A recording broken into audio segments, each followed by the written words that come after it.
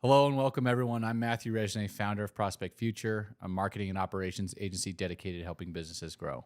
Welcome to On The Redge. This is the podcast for entrepreneurs, business owners, marketers, and really anyone looking to enhance their digital productivity. Today, I'm joined by Andy Hawbaker. He has an extensive background in marketing and real estate, and we're going to talk about the intricacies of basically his career growth and how things have been going. Welcome. Sweet. I'm excited to be here. Yeah, I'm glad to have you. Yeah, absolutely. This is going to be fun. This will be cool. So Andy's actually like a long time friend. We colleagues, plenty of happy hours, the whole 9 yards there. So we have a lot to talk about. Usually we do this off camera, but now's a great time to kind of get into the weeds and actually provide some value back to our listeners. Absolutely. We've been lunchtime buddies for a long time. Yeah. So hopefully it translates to podcast.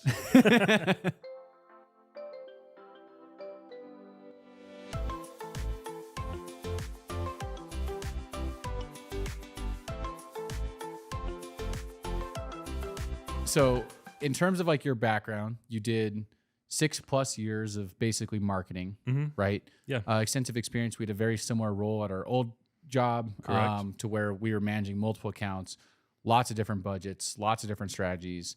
And you decided to throw that all away and jump into real estate. Right. Tell me why.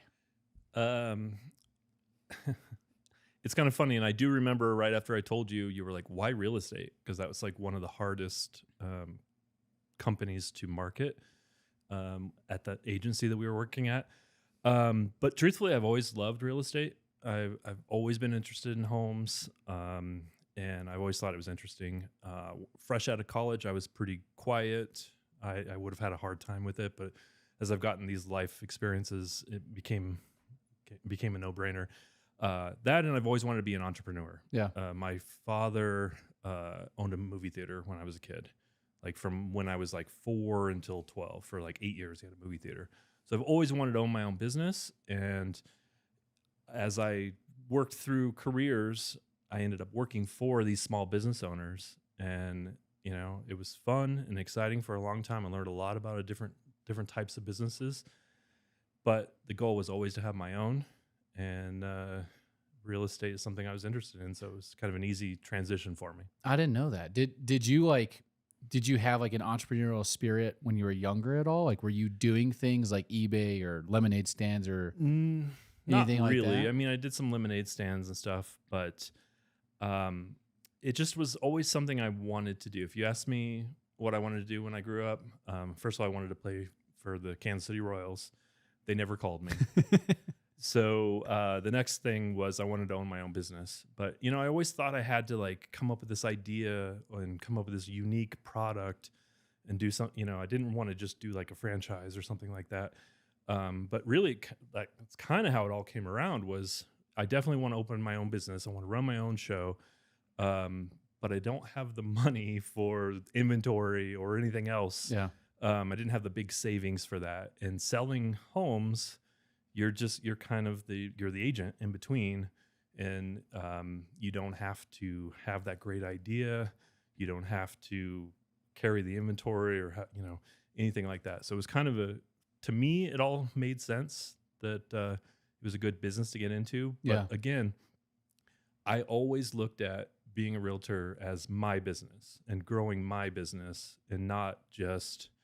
I think a lot of realtors are thinking about themselves as salespeople and not building a brand and all those things. And I think that's where a lot of people go wrong.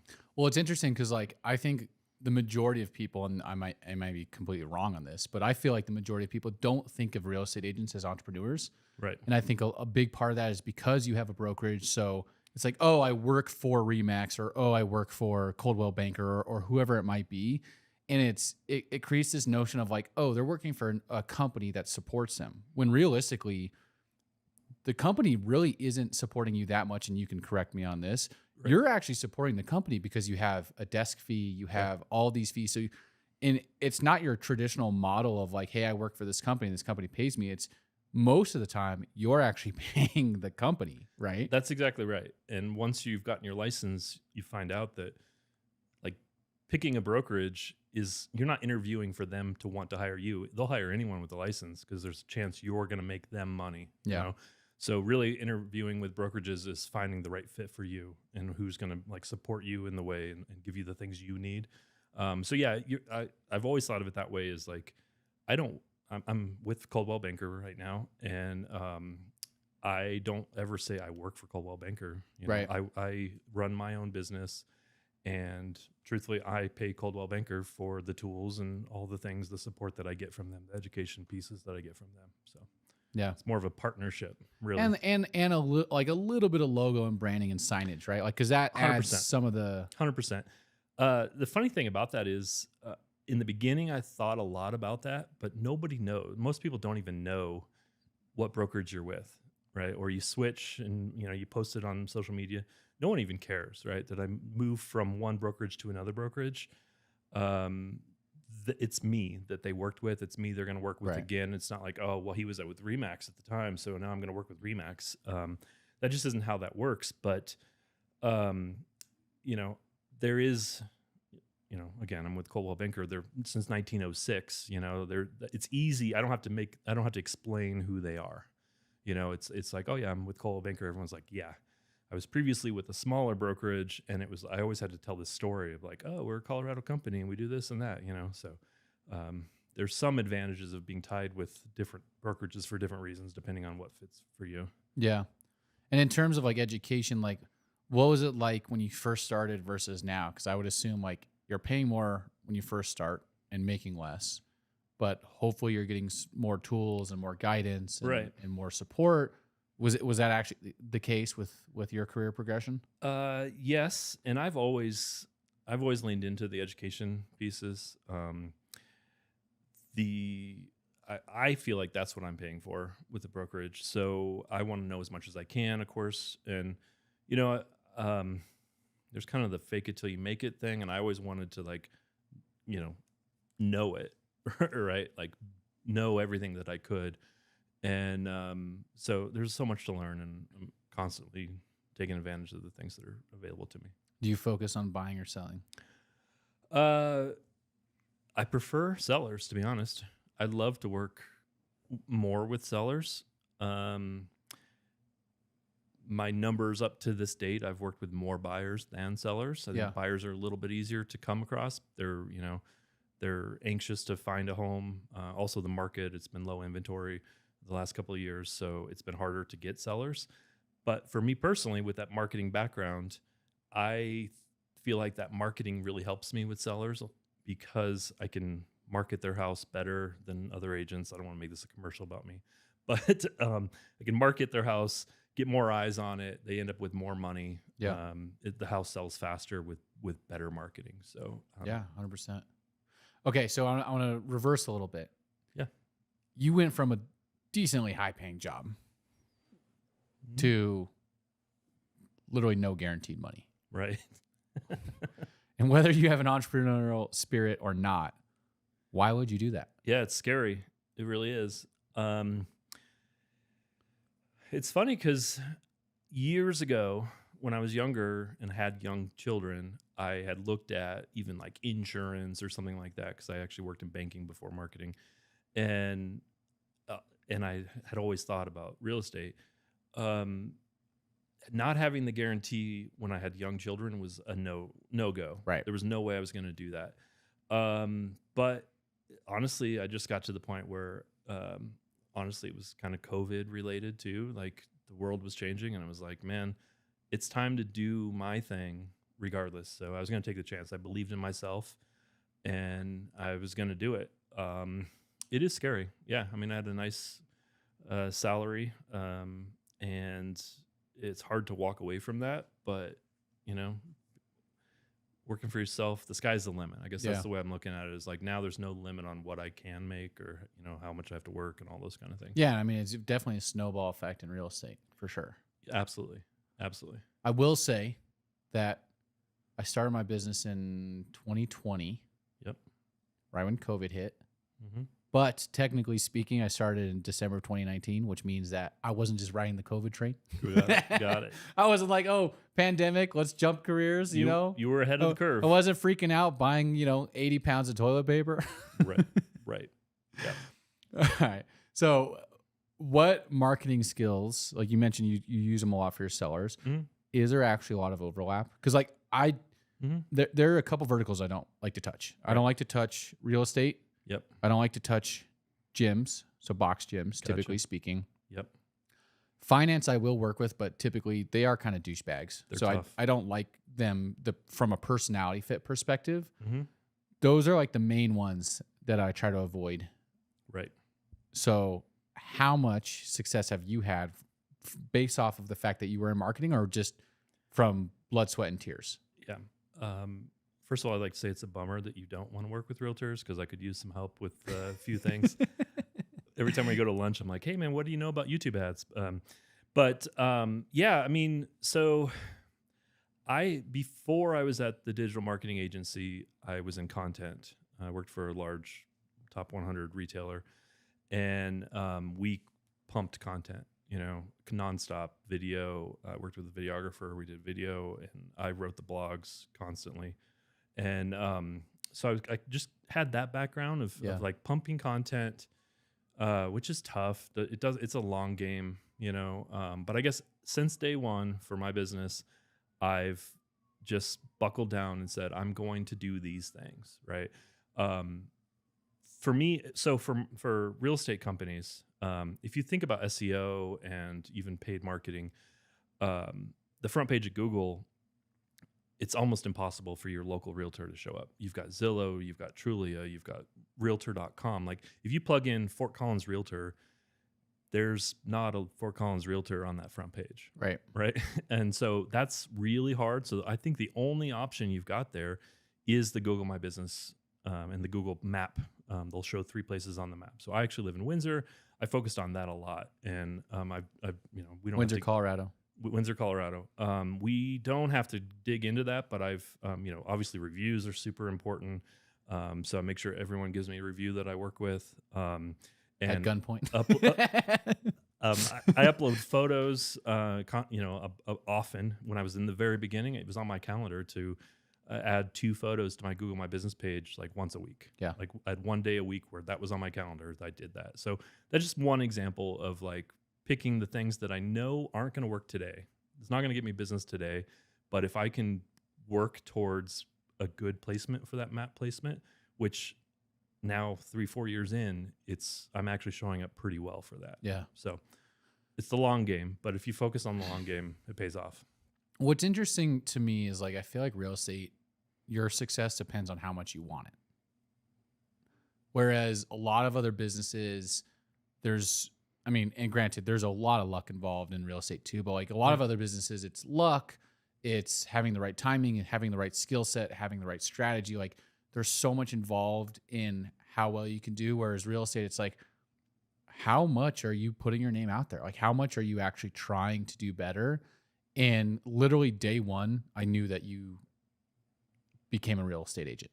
Right. Right. And from a content perspective, you were posting vertical videos before vertical videos were like really, really prevalent.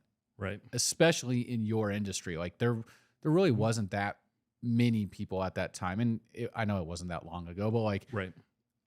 more seasoned real estate agents, they don't give a shit. Uh-huh. Right. And then newer real estate agents tend to be lazier from what I've seen. So I'm saying like for how much you want it, you were posting basically daily. Yep. And in my mind, one of the most important ways to gain success in real estate, and I'm not a real estate agent, so correct me, is people need to know you exist. Right. Because every single person knows 6+ real estate agents, right? Yeah. And so when you're top of mind because you're constantly posting content, what I really liked about your content is it wasn't invasive.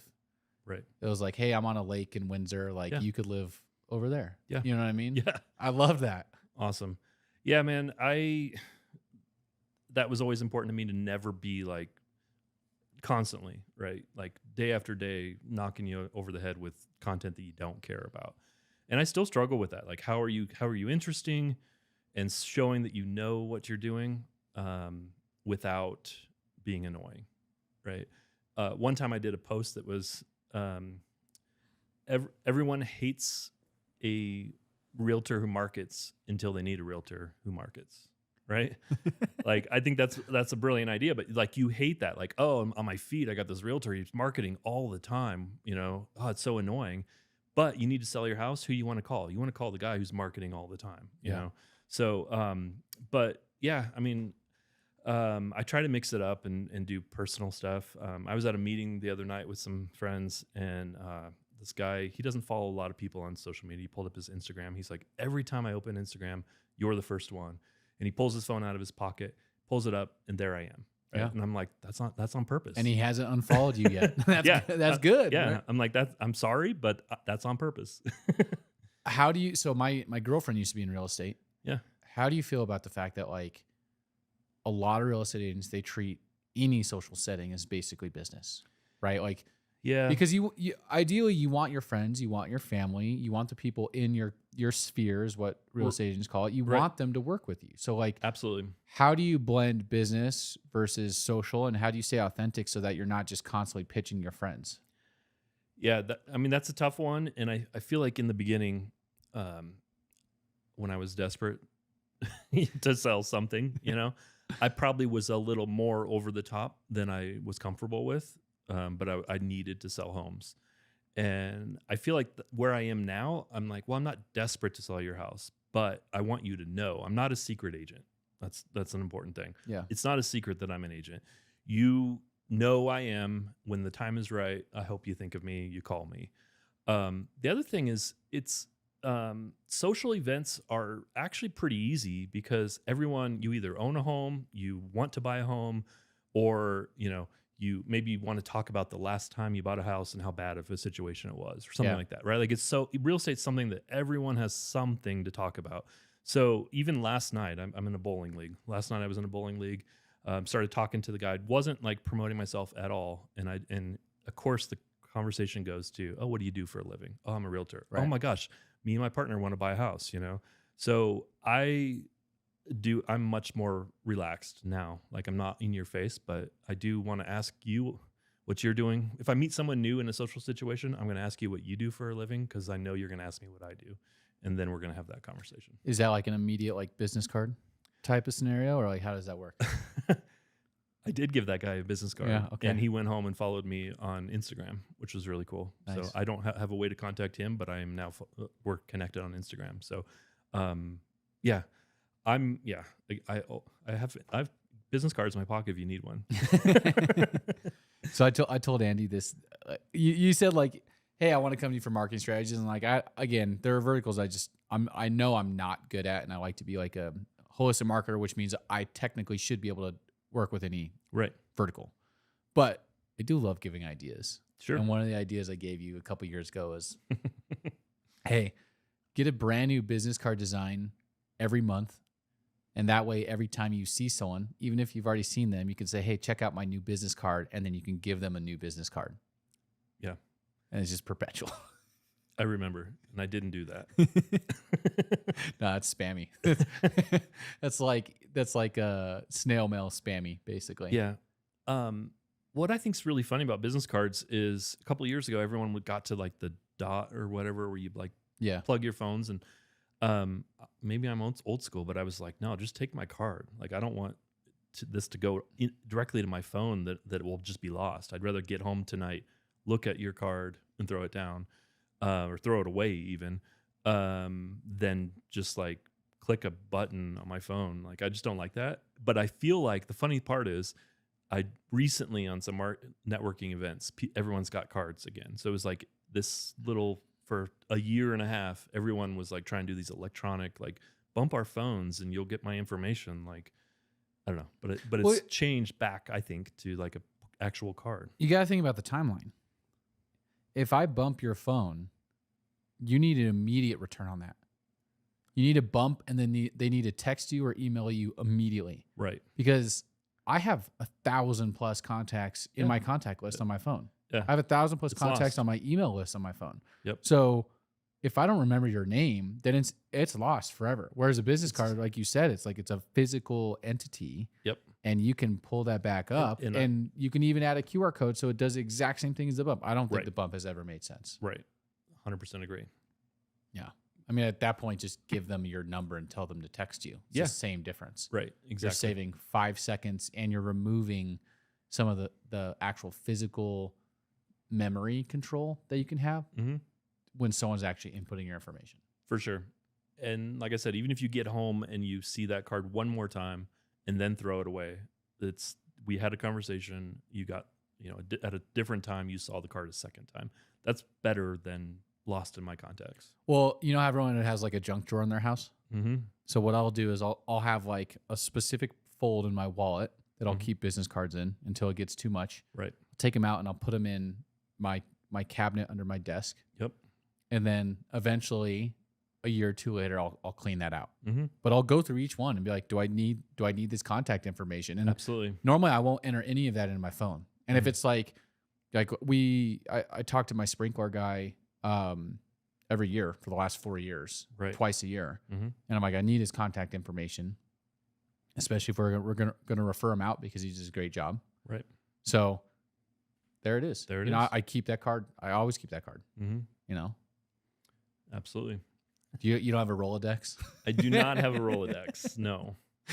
But I do have a pile, just like you said, just kind of like a little pile in my office that I'll go through and throw some away every once in a while. Yeah, and if someone really rubs me the wrong way, just take the scissors to it. You know, Absolutely. shred it up. Yeah. Cool. So I think something that we can kind of jump into a little bit more now is we talked a little bit about how you jumped into it. Mm-hmm. What were the struggles early on, and what are the struggles now? Like, have they gone away? Like, Yeah. what does it look like? Yeah. I think the biggest struggle is every time you close a deal, you're unemployed, right? Like who's next, right? And I say that a lot. Like, that's awesome, I got that one. Who's next? So yeah, even years into it with multiple deals closed, you still are like, well, who's next? And I of course always working my hot list, cold list. But yeah, in the beginning, like just there's so much to know, and your friends know that you don't know it, right? Because you're brand new, right? Or like they know what you used to do. Now you're posting that you're a realtor. So it takes a little while for your friends to trust you, I think. Okay, so how much is there to actually know? Because a lot of people think, all right, all they do is fill out paperwork, or like for sale by owners, they're like, I can sell my house. Like, what's the big deal? I would say every time I do a deal, something comes up that I've never seen before. There's in negotiations, in inspections, there's all kinds of things that pop up that can ruin a deal. Yeah. Or with the lenders, appraisals, different FHA appraisals can break a deal based on condition of the home and things like that. So I think just the more that you're doing it, you've seen this before, Yeah. what's going to happen, so I'm like, oh, okay, we're going to accept this FHA loan. We got to watch out for this and that on this house, versus my first deal was like, woohoo, we got one under contract, let's wait for closing, but now it's like, no, before that happens, I'm going to look for this. I'm going to ask these questions. I'm going to research this. So there's 1,000 ways that a real estate deal can go wrong, and none of those are in the test that you take to become a realtor. Does your brokerage help with that? Like what? Yeah, I mean, I have a managing broker who I can call and text at any time and answer questions. What I think's more important is kind of a group of other realtors. This is where having friends makes sense, right? Yeah. Or working at a brokerage that's big enough that you can kind of find your people, right? Right. I'm in the Loveland Johnstown office for Coldwell Banker, and we have 70 agents in our office. I don't know 70 people in that office because they don't come to meetings. They're only part-time agents, all this kind of stuff. But if you know 5 or 8 people who you can throw in a text chain and just say, hey, has anyone seen this? Or, hey, does anyone have a plumber that's available in Greeley today? So kind of having a group of friends is the key thing that most people don't think about. And its timeliness, right? Like, yeah, you could potentially find those answers if you do a ton of research and a ton of digging, but like you have access to those quicker because Right. you have that network, Right. and you have access to use cases where it's like, hey, this was successful for them or it wasn't. Because like honestly, with AI and everything going on with Google, Mm-hmm. I feel like it's easier and easier to go down rabbit holes of research where it's like you can't figure out what the best answer is or what the most accurate answer is, which is ironic because they're actually trying to accomplish the opposite of that. Right. Whereas if you have people that have use cases, it's like, hey, they did this. It Yep. worked out in this fashion for them. And Yep. Yeah. I mean, I can send a text that's like, hey, does anyone have some verbiage for a contract on a septic system? Like Larimer County has certain thing, like you can't just sell a house with a septic system in Larimer County without it going through a process. Right. So, and a brand new agent doesn't know that, and you need to have the right terms in the contract to kind of protect your buyer, and that's something that otherwise it gets real shitty. It gets real shitty. But that's something you wouldn't know in the beginning until you've gone through one, and then you're like, oh crap, I screwed that one up, or I now I'm behind the 8 ball trying to figure out what to do. Yeah. Gotcha. All right. So circling back, Yeah. struggles. Oh, struggles. Yeah, that was me. I derailed us. Yeah. Okay. But so yeah, it's because I'm who I am, I've again focused a lot of my downtime in the beginning on marketing and making sure everything looked solid, my branding, right? I built out my website, and so I'd spend days doing the things that a realtor normally doesn't do, right. but it kept me busy, and I have now I don't have time to do those things, but it's been so smart that I did it ahead of time, and now Yeah. I can go back and make like small changes to it. But the struggle really was like, how do I get my first deal? How do I get people who want to work with me? Yeah. And there's 1,000 ways to get, you can buy leads, you can, obviously your friends' sphere of influence. There's 1,000 ways to get your next deal, but it's really scary in the beginning when you don't have any past clients. You don't, do you really want to call people you worked with at your last job and just have a phone conversation? Like that's the kind of stuff they tell you to do. And like, I don't like to answer my phone, when you've probably called me and I've blown it off. Send me a quick text, so, I mean, it's really hard in the beginning. Like, what can I do to get these first few deals? That was the main struggle all along. How much does it hurt when your sphere of influence, like close people, work with someone else? Yeah, it hurts. You obviously want to do all of your friends' deals. I've been lucky. I've had good referrals from some good friends. I've sold some good friends' homes. But yeah, I've also seen people I know, the people I'd hope would work with me, post on Facebook like, "Hey, we just bought this house." There's two things with that. I think I look at that as I wasn't in constant contact with them, or they had someone else, and I respect that. If someone tells me, "Oh, this is who we used to buy this house, and we're going to use them again when we sell," I respect that. Yeah. Right. Even though we're friends and I'm hopeful that you would use me, kind of not using someone that you had a good experience with to use me. If I was them, I'd be really pissed. So I get it, I guess. So yeah, the hope is obviously that all my friends are going to call me, all my family members are going to call me. But I'm realistic that isn't going to happen. And I guess what I do is I focus on, if I stay busy and I'm doing lots of other transactions, it doesn't hurt as well. Right. As bad. Right. Like if you have no business and then a friend of yours posts on Facebook they bought a house, you're pissed because that was like your only hope. Yeah. So like having other ways of getting business is the only way around not being totally destroyed when your friend uses someone else. Is there much of like a sphere in turn, like, because you're local, right? Your business is very local. Right. Can you get on the bad side of other real estate agents, and does that hurt if you do? Yes.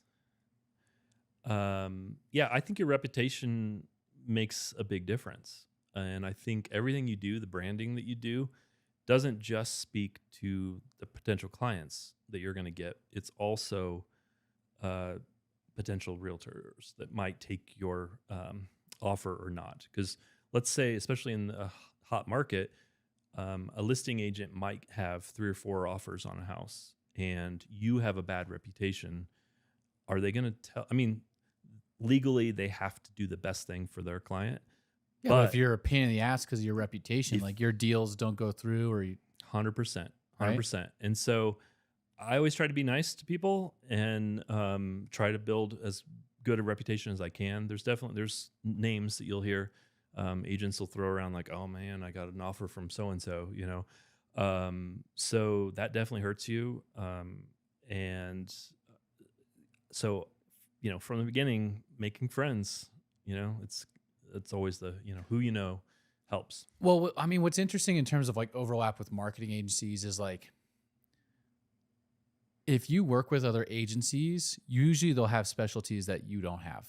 Right. And you can throw them leads and they can throw you leads. Mhm. And it's like a very symbiotic thing, right? Right. So I think there's a lot of benefit there. But the second part is like I have a couple clients where they're working with multiple agencies for unique things. Mm-hmm. And even though I'm good at those things that they're working with other agencies for, it's not like I'm going to go in and be like, this agency sucks. Like they're terrible when they're not. And that's the key part is like, if the other agency is doing a good enough job, and good enough is key here, not just good, but like good enough. Yep. Right.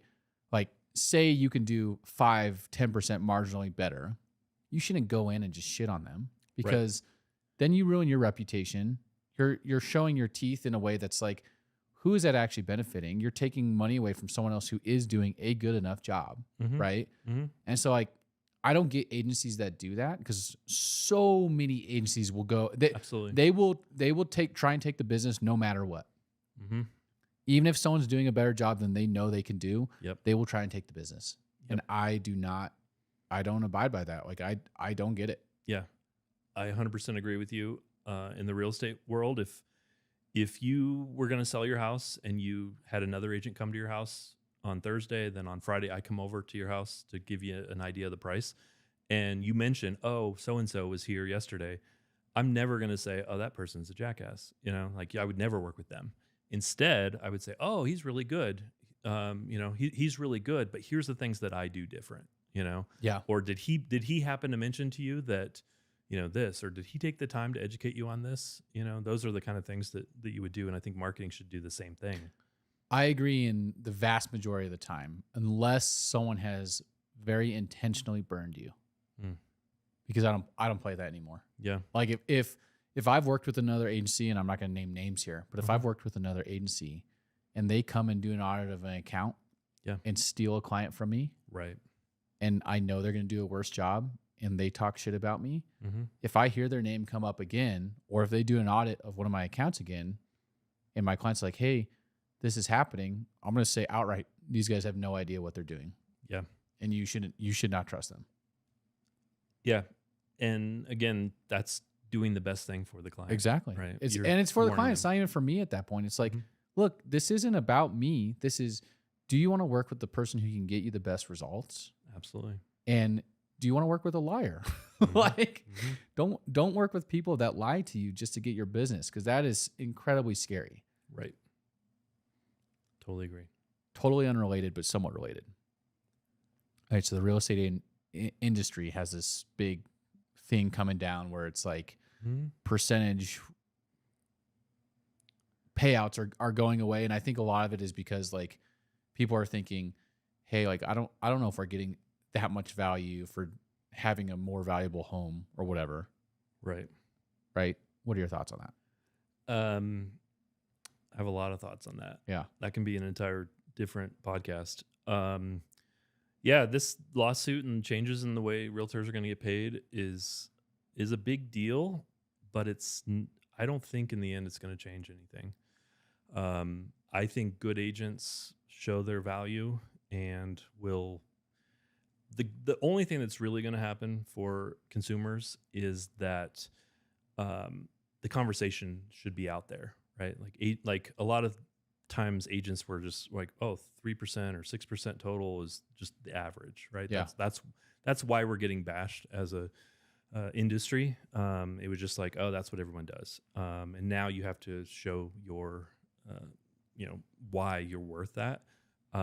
It's going to get really interesting on the buyer side, though, when you're working with buyers and making sure that the buyer's agent is going to get paid, because not necessarily going to get paid by the seller anymore.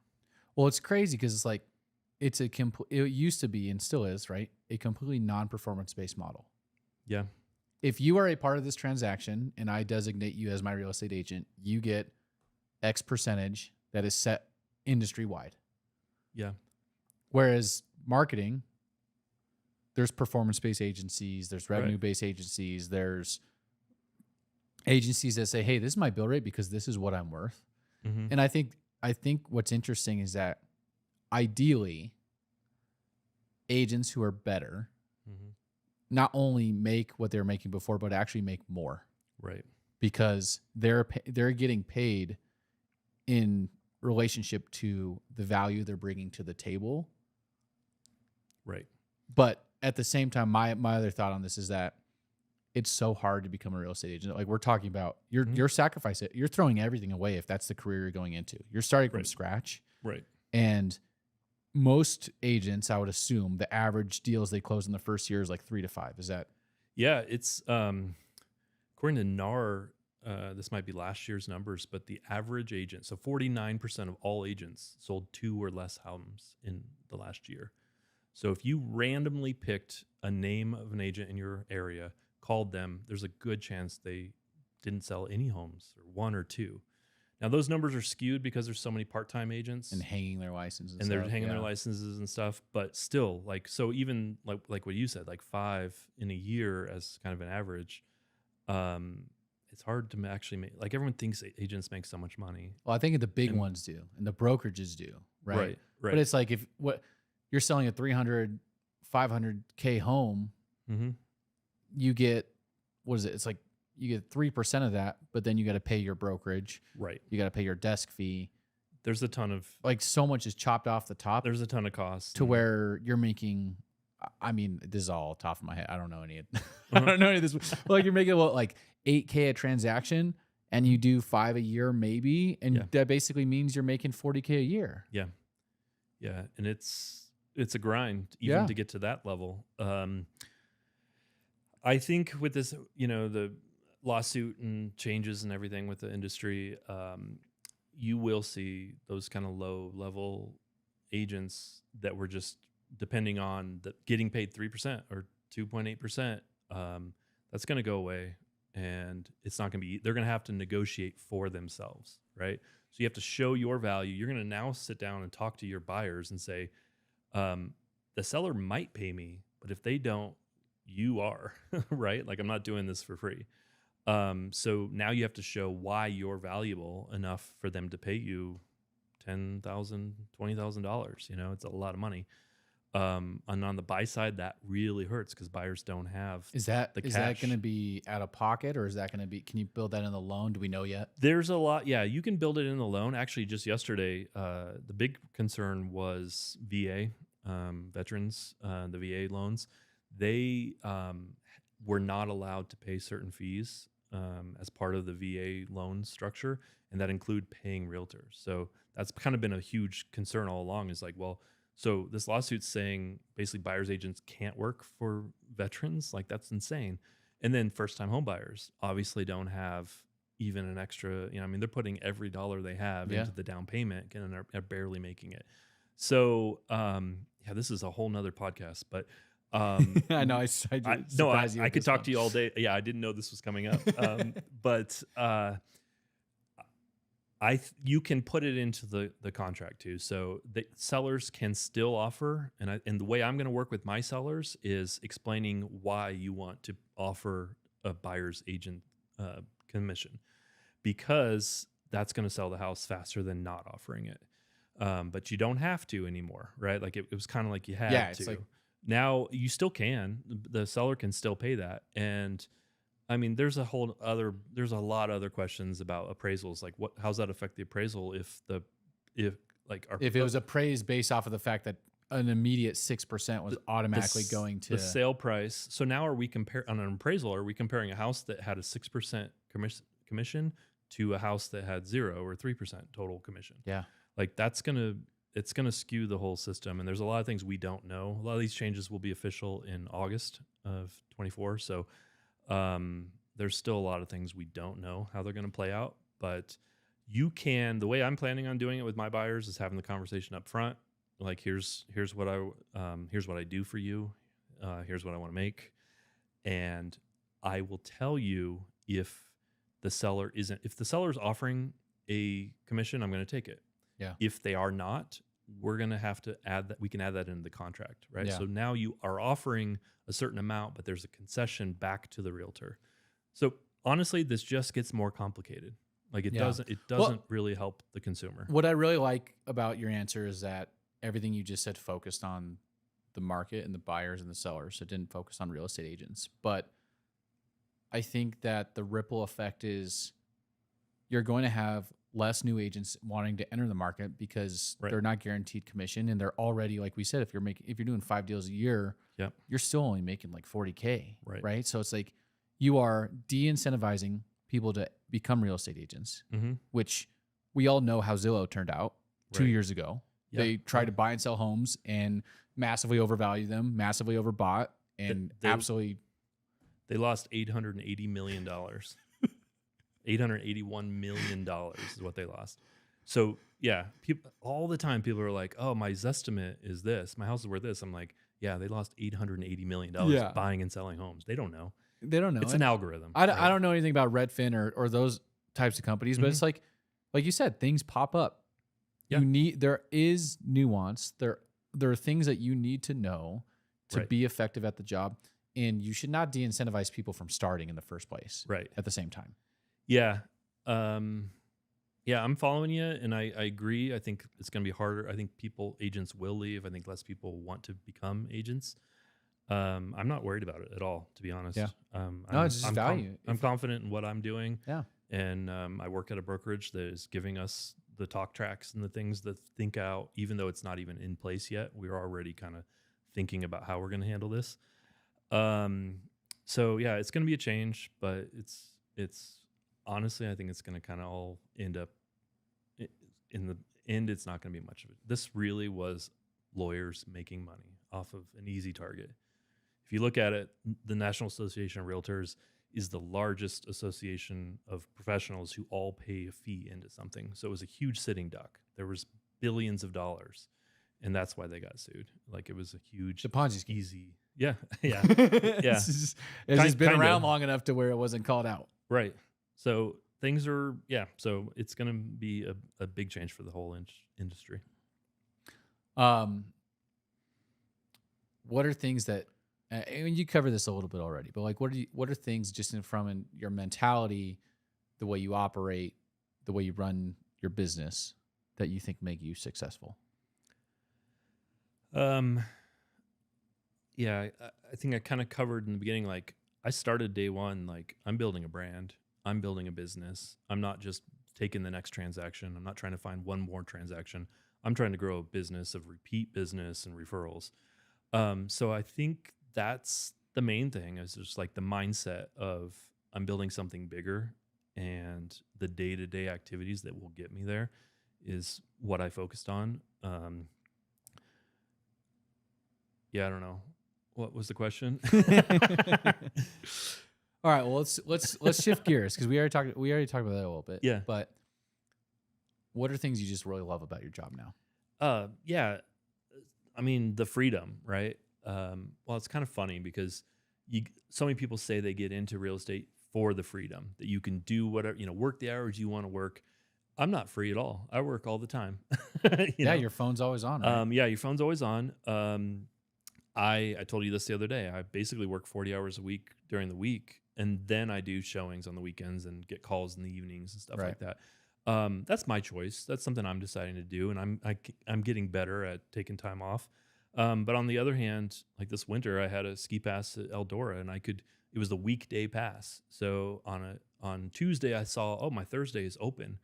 I'm going to go snowboarding, a day in advance, 2 days in advance. I could just pick up my stuff and Yeah. go snowboarding. So I love that. So yeah, it's the freedom I'm doing, I can take breaks, I'm not clocking in. I'm not, you know, there aren't certain things I have to do. This is something I said to you the other day too, is like, if we're at lunch, you're like, oh, what do you have to do this afternoon? I'm like, I don't have anything I have to do, Yeah. but I'm going to do this, this, and this, but that, again, that's just like my mentality.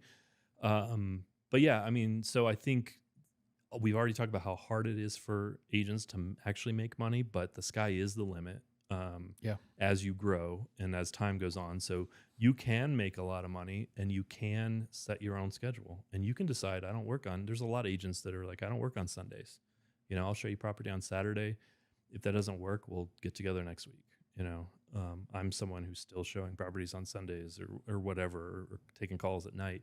But that's all up to you, and so I think Do you have boundaries? What are your firm boundaries? I don't have any real firm boundaries, to be honest. There are nights where I'll turn my phone off or I'll get a text at 8 o'clock at night.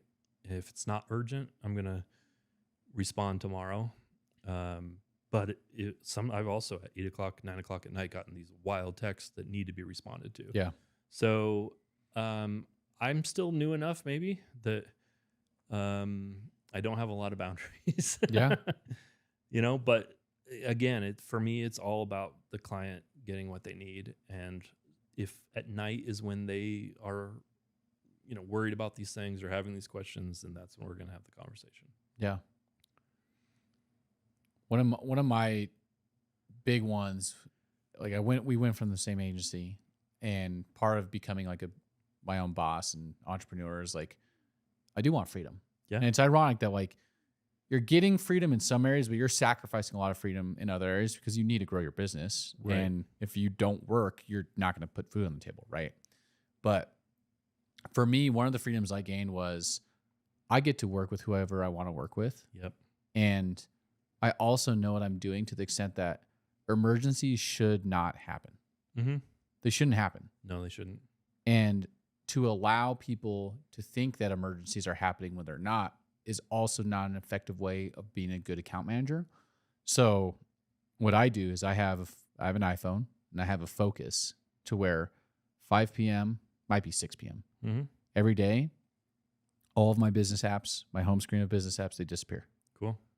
And none of my customers have my actual phone number. They have a voice over IP number. So if they call, it's a part of Zoom. That business ad disappears. I don't check email after hours. I don't check email on the weekends. And it's like that creates a balance for me because it's like I get home and I'm home. Yeah. And unless I'm like, I really need to do something tonight, I'll obviously go do it. But like, yep.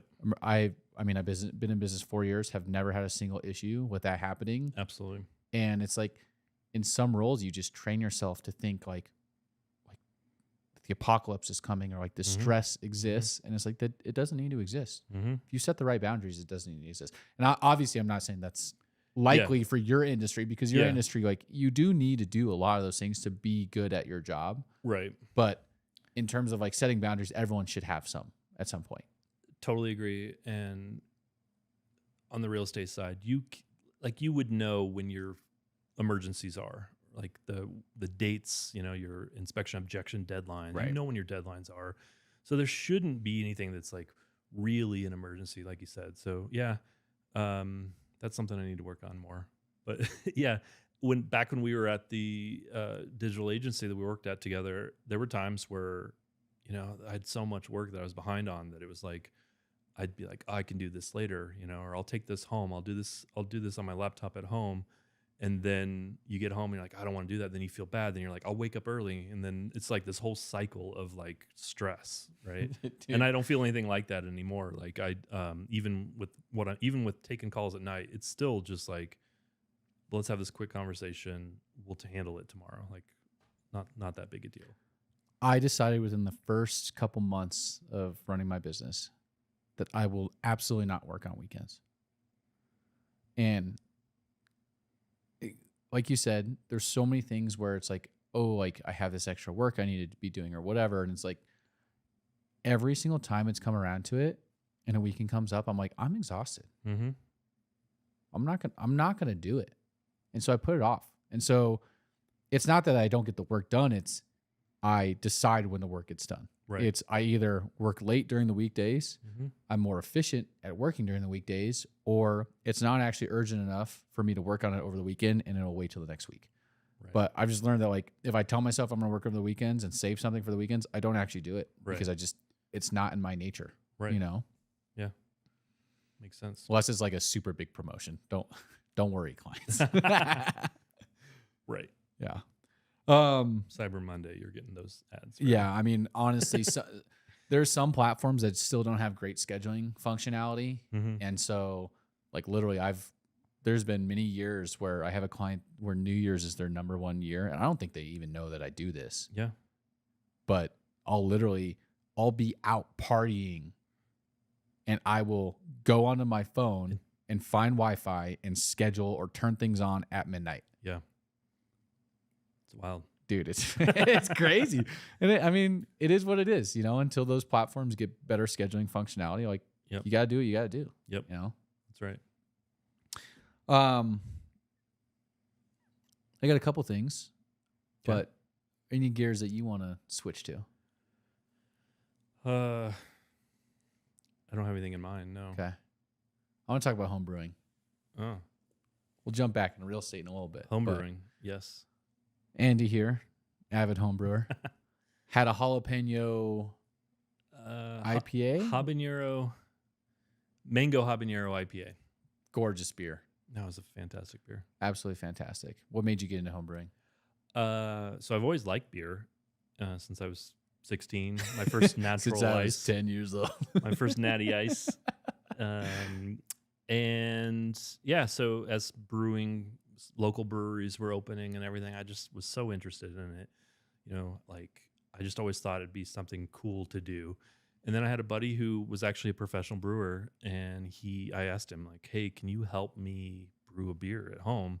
He came over, we kind of set up, we talked through what I needed. I bought some things and we set up the whole process one weekend. And then he came back the next week and we actually brewed my first beer. And then he never came back, which I was like, oh, that's a bummer. Like I was hoping someone was going to show me how to do this right. But I figured it out. YouTube, watch a YouTube channel. And then I brewed with my next door neighbor. So I had a buddy that we brewed all the time. We used to brew like every weekend. I wish I was still doing that, but gotten too busy to do that. Pretend we're doing a LinkedIn post. Give me the number one business entrepreneur lesson that you've taken away from being a home brewer. Okay. Lesson from home brewing. You know, brewing is mostly cleaning. So I want to make a joke about cleanly, like be clean when you show up at the interview, but I'm not going to do that. That's a fine joke. No, appearance matters. 1,000% appearance matters. Like, yeah, sanitation matters. I didn't launch this podcast for 4 years because I'm like, I want to get the studio set up. And granted, Yeah. there's a lot of things I still want to change, but it's like, Yeah. when you're putting yourself out there, like you said, oh my God, this is perfect. What are the first things you focused on when launching your real estate business? You said these. I said these things? Yeah, you said website. Building a website, social media, business cards. everything set up and everything looking the same. That's your appearance. That's Yep. your cleanliness. Yep, you're right. If you're launching a business, you need to have a business to launch. Yeah. You can't just be Andy. Yeah. Another thing that's really interesting about homebrewing and business is so most of my friends knew me as a home brewer. Yeah. I posted on Facebook, like you said, I had that beer that was on tap at downtown Fort Collins in a brewery. I've had a couple of my beers that were brewed at professional breweries, and I was really proud of that. I'd post about it a lot. Then I became a realtor, and my messaging changed from, oh, I'm your buddy who brews all the time, to, oh yeah, now I'm a professional. And it's so funny because in the beginning I thought, man, I don't want to be the drunk realtor. I don't want people to think of me as the drunk realtor. There's enough of those out there, right? And I shied away from it. I didn't post about it. I started posting about business and everything else. But then I've come around to where it's like, no, people want to do business with people they know and they like and they trust, right? People they Yeah. have something in common with. So for a while, I was going to these networking events. Like I joined the Windsor, Colorado Chamber, and everyone's a realtor, So now I'm paying money to go talk to a bunch of realtors. Yeah. They're a loan officer, which I have enough loan officers calling me all the time, or insurance agents. Those kind of people that I can drive business to is all I ended up meeting over and over. And I was like, this isn't going to get me any business. And then I got referrals from my homebrew club. I belong to the Northern Colorado Wise Guys, and I got two in my first year and a half. I got 2 deals. One was the daughter of someone from my homebrew club, and one was like a friend of someone in my homebrew club. Yeah.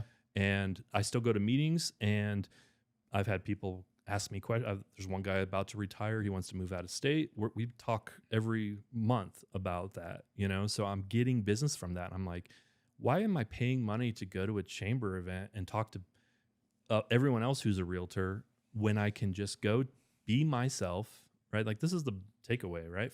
If networking is part of your business, just be yourself. Be with people you want to work with, because people want to work with someone like themselves. Yeah. So anyways, it's so funny because I turned my back on brewing in a way because I thought, oh, that's not going to be good for my business, but it actually is. I mean, it's crazy. Just do things you like around people you like, and they're gonna want to help you. Absolutely. I have this buddy who plays poker all the time, and his poker buddies send him business because they're like, "Hey, Cameron's in marketing. Yeah, let's send him some business because we need marketing done." It's like if you're around them, proximity is huge, but building like that social rapport, that's so incredibly important to growing. Absolutely. Yeah, that's awesome. Good stuff. Cool. Do we want to jump into buying and selling? Sure. Okay. Let's buy and sell. Let's buy and sell. Man, I had something on the brewing topic that was actually pertinent, but I can't remember what it was. It's good. No idea. We'll figure it out if we come back to that. Okay. All right. So this is for listeners who are potentially buying or potentially selling. Okay. Give me your top tips for buyers. Give me your top tips for sellers. Okay. Buyers, number one, talk to a lender, right? Get pre-approved before you start the process. I see people all the time who go out, start looking at homes, or they're on Zillow looking at homes, and they think that, oh, well, I can probably afford this, or they use an online calculator even. Doesn't mean you're going to qualify for that. And I've seen people, I've shown them homes, and then all of a sudden, I push for that pre-approval, and then they can't afford it, right? Now their heart's broken because now they were looking at $600,000 houses, and they're like, oh, this is so nice. And then they find out that, oh, we can only afford 500. Well, guess what? That's not as nice a house. Now your heart's broken, right? Or if you start trying to look too soon before you're pre-approved, you fall in love with a house and then it's sold, right? Or it goes under contract right away. And then you're like, oh, I'm never going to be able to find that perfect house again. So both of those are number one, talk to someone, get pre-approved, and make sure your finances are in order. So obviously your credit's got to be good. You want to have your savings in place, or know if someone in your family's giving you some money or something. But I think that's the biggest thing for buyers, is just know what you can afford. Maybe don't borrow everything you can afford. I mean, that's another piece of this too. Right now rates are higher, so it's tough. It's really difficult to pay that monthly payment. Yeah. But I love working with buyers because there's so much excitement about it. Yeah. Right? Like it's fun to go look for homes, especially first-time home buyers. Oh my gosh, like the dream of this is our new It feels home. incredible. Yeah, it feels great to go out and see something, and like you're buying. It's the American dream to own a home. So it's fun to see that and be a part of that. So I absolutely love working with buyers. Yeah, that's the biggest thing. I mean, I think it's so funny because a lot of buyers will be like, we have to have this, we have to have that, and we have to have the other thing, and then they end up buying something totally different. So I do suggest that you start with kind of like, we need 3 bedrooms, we need 2 baths, the basics of what you need. But sometimes they get caught. They won't even look at. I mean, I even did this when I bought a house when I moved to this area. We had 2 dogs, and we said we have to have a 6-foot privacy fence. We wouldn't look. We told our realtor we're not going to look at homes that don't have a 6-foot privacy fence.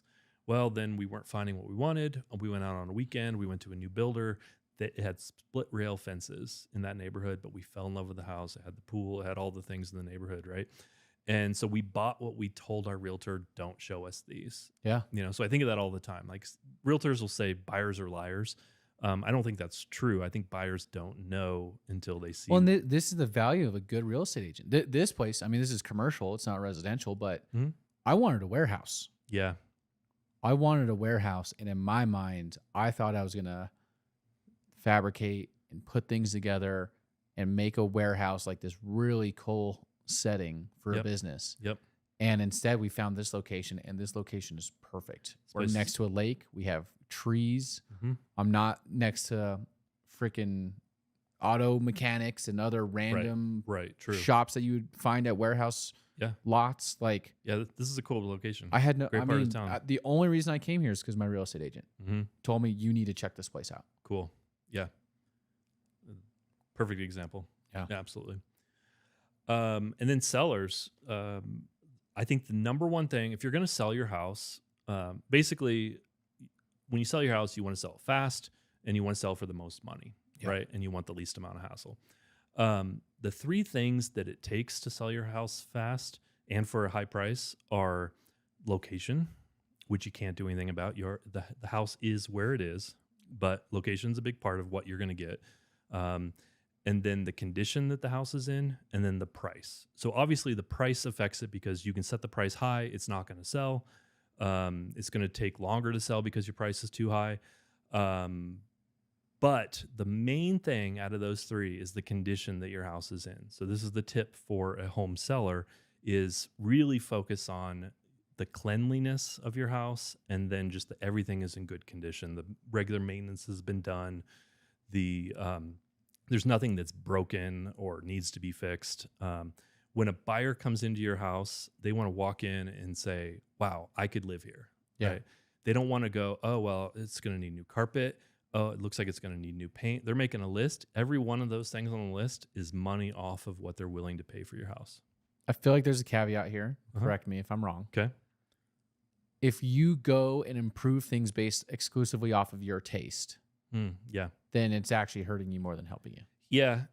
If you do something weird, bright colors, even crazy artwork, it's a distraction for a buyer who comes into a house and there's something wild on I've seen like Narnia murals painted in bedrooms and stuff like that. And it's like, okay, we're going to have to cover that, right? That's Right. something I'm going to have to do. So paint that, if it's paint, just paint over it. You're moving, you can't take it with you, But anything like that, buyers stop and they quit thinking about them living there, and they think about who's the weirdo who's living here now. Yeah. Same. That's why realtors tell you, like, take your photos off the wall of your family. People stop and look at the photo. Like, they want to know if they know you. They want to know who lives here, and they shouldn't be thinking about you at all. They should be thinking about, can I live in this house?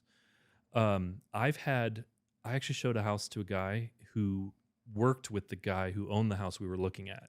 So we're in there, we're showing it, and all of a sudden he pulls out his phone and he's taking a picture of the wedding photo. Like, there's a wedding photo with the husband and wife on the wall. He takes a picture of it and then he sits down and he's texting. I'm like, what are you doing? He's like, I work with this guy. I'm sending him a picture to tell him I'm in his house. Oh, that's weird. And I'm like, don't do that, right? Like, this is so weird. Like, well, it's also like he knows the guy well enough to, it's like, you don't want to cross that boundary. Yeah. So it's weird. So that's why realtors will say, like, so decluttering, when I talk about condition, that's also decluttering, staging. Too much furniture, like, if they have a couch and then there's kind of a chair that's in the walkway, get the chair out of there. It's going to make the room look bigger. Stuff off your countertops, make the kitchen look bigger. If you have a toaster and you have an air fryer and you have all these appliances, a blender and stuff, looks like your kitchen is cluttered, but you get all that stuff put away, your kitchen looks What if very it's nice. a Cuisinart? Yeah, those add value. Yes. So yeah, and and even just the little things. This is another thing that people don't think about a lot is like your front door. I think, you know, you always hear about curb appeal. You show up and there's the lawn's freshly mowed and all this stuff. But what happens is you walk up to the door with your realtor, they're fumbling around with the lockbox. They can't get in the lockbox. And meanwhile, you're standing on the front porch and you're looking around and there's cobwebs. And, you know, showed one, there was like a bird nest and there was a pile of bird shit. Right. So I'm standing there trying to get the lockbox and my clients are just sitting there looking at this pile of shit. And it's like, if they can't take the 2 minutes to clean that off, get the birds out of there, what else aren't they doing? Right. Or they're not doing the regular maintenance. So now, even wipe down the front door, because I think people spend more time at your front door than you think. Wash the doorknobs off, all the little things, just so like that first step into your house is like, we could live here, you know, instead of, oh, like there's bird poop out front. So there must be, you know, we better check all the cabinets and make sure they're, you know, like they work, or the HVAC or rat droppings or whatever. Yeah, they're not doing the regular maintenance. They probably never switched the filter on their HVAC system. You know, like what haven't they done? So, anyways, hey, tip for all you first-time home buyers: you need to change your furnace filter. Change your furnace filter. That's, you know, honestly, this is the 4 times a year, not just once a year, 4 times a year at least. Yeah. This is the dad in me, but I love first-time home buyers because I show them how to change their filter. Like at the final walkthrough, I'll show them how to blow out your sprinklers. Like a lot of times it's like just hire someone, but if you ever had to do it, this is where you would connect to it. You know, I love going through that stuff. And again, it's like I'm a dad, and so I want them to like know how to care for their house. Yeah. But it's just that's a free value that I give to first-time home buyers. I did remember my home brewing Yes. metaphor. The metaphor was, hey, there's a reason your home brewing club wants to refer business to you. Yeah. Because if you brewed a shitty beer, I doubt they'd want to refer business to you. That's actually true. You know, because being able to brew a good beer means, 1, you have good taste. Yep.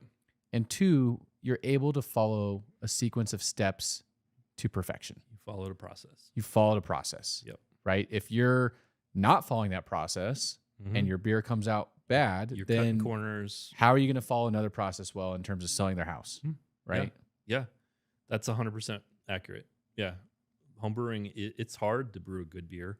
Anyone can brew a beer, but to do the full process, you've got to have a process. You got to follow all the steps in order and pay attention to details, temperatures, you know, even a couple of different degrees off can change the flavor of a beer. So yeah, that actually makes a lot of sense.